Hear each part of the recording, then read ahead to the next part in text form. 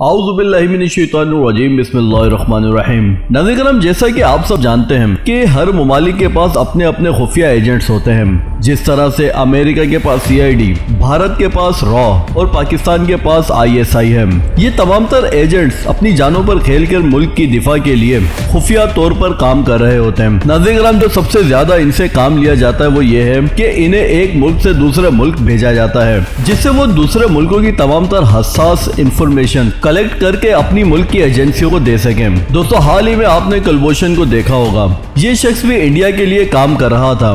इसी के साथ साथ आपने कैप्टन कदीर को भी देखा होगा, जो खुफिया तौर पर कुलभूषण को पकड़ने के लिए काम कर रहा था। इसी तरह से एजेंसीज के लोग भारत में जाकर खुफिया इंफॉर्मेशन निकालकर पाकिस्तानी सीक्रेट एजेंसीज को देते हैं। दोस्तों, इसके साथ यही काम दूसरे ममालिक भी कर रहे होते हैं। इसी तरह से भारत की एजेंसी रॉ है, जो अपने एजेंट्स को पाकिस्तान भेजकर पाकिस्तान की खुफिया मालूमात निकालकर अपने मुल्क की एजेंसीज को देते हैं।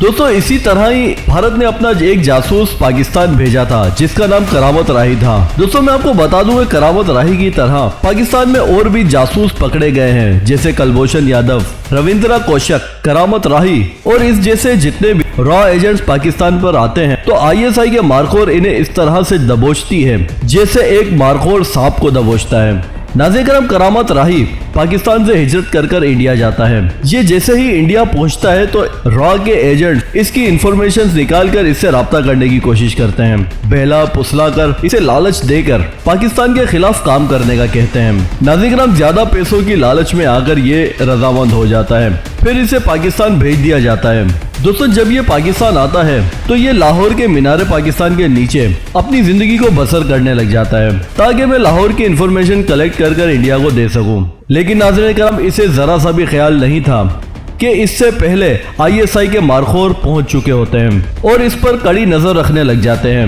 नाज़रीन करम, ये मामला तकरीबन 3 से 4 साल तक चलता रहा। ये तमाम तर इंफॉर्मेशन कलेक्ट कर और इंडिया ट्रांसफर कर देता था। नाज़रीन करम, हर एक इंफॉर्मेशन का ISI के मारखोरों को मालूम था। दोस्तों, ये ऐसी इंफॉर्मेशन थी जिससे पाकिस्तान के लिए कोई खतरा नहीं था। नाज़रीन करम, वक्त आने पर ISI ने इसे और इसके साथ तमाम तर डेटा जो ये भारत को मुंतकिल किया करता था उस समेत गिरफ्तार किया। नाज़रीन करम, जिसके बाद ये केस अदालत में जाता है। जुर्म साबित होने पर अदालत ने 18 साल की कैद करामत राही को सुना दी और अपनी सजा मुकम्मल करने के बाद इसे 2005 में दोबारा अपने मुल्क वापस भेज दिया। नाज़रीन करम, जैसे ही करामत राही भारत आता है तो इसकी तबीयत और ज्यादा खराब होने लग जाती है, जिसके बाद ये शदीद बीमारी में मुब्तला हो गया था। नाज़रीन करम, जिस एजेंसी के लिए ये काम कर रहा था उसने भी इसे घास तक नहीं डाला। इसका इलाज तो दूर की बात है, इसकी आयादत तक नहीं की। कुछ लंबे समय तो बहुत मतलब कि बीमारी नाल जूझ रहे सी ਤੇ ਜਿਸ ਦੇ ਕਾਰਨ ਮਤਲਬ ਸਾਡੇ ਕੋਲ ਜਿੰਨੇ ਵੀ ਰਿਸ਼ਤੇਦਾਰਾਂ ਵਗੈਰਾ ਨੇ ਪੈਸੇ ਫੜ ਤੜ ਕੇ ਉਹਨਾਂ ਦੇ ਇਲਾਜ ਵਾਸਤੇ ਲਾਏ ਹੈਗੇ ਆ, ਤੇ ਉਹਦੇ बावजूद भी साड़ी मतलब किसी ने सार नहीं लाई। दोस्तों, इसकी फैमिली ने अपने एक बयान में कहा, इसका इलाज हमारे खानदान के जमा किए हुए चंदे से हो रहा है। तबीयत ज्यादा खराब होने के बाइस करामत राही 2016 में इंतकाल कर गया था। नाज़रीन करम, इसके मरते ही करामत राही की फैमिली ने भारत आर्मी और भारत रॉ को मीडिया पर आकर बहुत ज्यादा जलील किया, जिसमें साफ साफ उन्होंने ये कहा था कि इन एजेंसियों का मतलब जब तक करामत राही से था तब तक इसे इस्तेमाल किया, और जब इनका मतलब इससे खत्म हो गया तो इन्होंने पूछा तक नहीं। करामत राही जी 18 साल जेल च रह के आए ने ते 10 साल आया हो गए ते इन्हां दी कल मौत हो गई। बीमारी दौरान दे इन्हां दी बहुत आर्थिक हालत माड़ी आ। असीं प्रशासन नूं उਡੀਕ रहे हैं, कोई अजे तक पहुंचा नहीं गा। जे कोई ना पहुंचा थे ਤੇ ਅਸੀਂ ਪਰਿਵਾਰ ਦੇ ਨਾਲ ਸਹਿਮਤ ਹੋ ਕੇ ਜਿੰਨਾ भी परिवार कहू अगला कदम चुकांगे। जो धरना देना पे धरना देवांगे जो। और वो इसी गम में मर गया।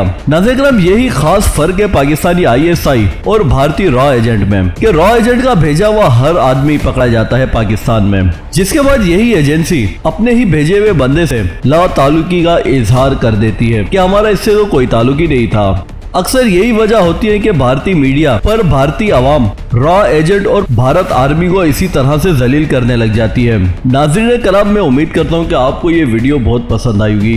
लाइक और शेयर करना मत भूलिएगा। कमेंट्स में जरूर बताइए कि वीडियो आपको कैसी लगी। मिलते हैं हम कल इसी तरह की नई वीडियो के साथ, तब तक के लिए खुदा हाफिज़।